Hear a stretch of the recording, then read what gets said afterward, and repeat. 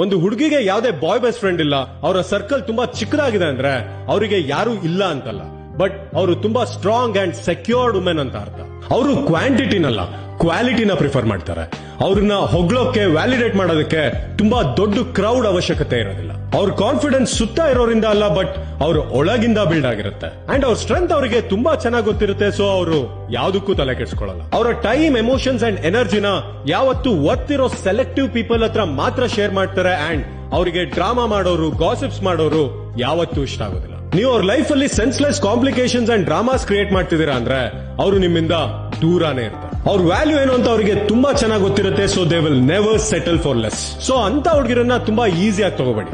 Because again they are the most secured and strongest once.